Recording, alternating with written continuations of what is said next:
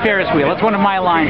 Okay, now there had been a large crowd of the anti-Brown people here, but a group of pro-Brown people came, but there's one person against Brown still on this side of the street. The other 200 and something are over there.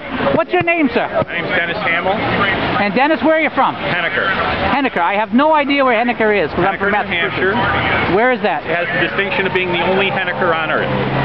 The only place named Henniker on Earth. It's about 45 miles from here as the crow flies.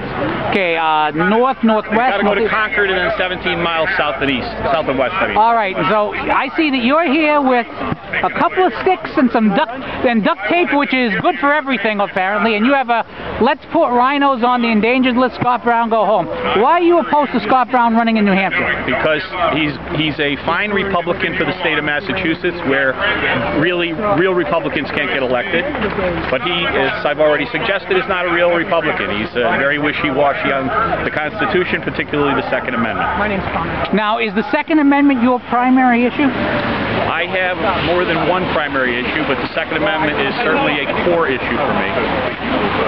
Now, obviously, you came out tonight. It's a a cold winter's night and so forth, and there's a pretty big crowd that's been building across the street for the last hour or two. Were you surprised at the numbers?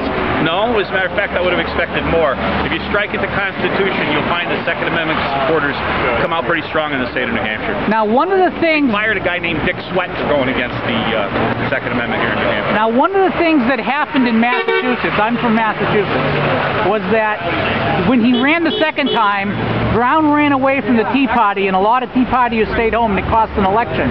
Are you afraid that if Brown runs and wins the primary, that you might see the same thing here, costing you not only a Senate seat, but maybe seats in the New Hampshire House and Senate as well?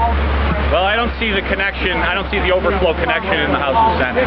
Separate that in New Hampshire legislature.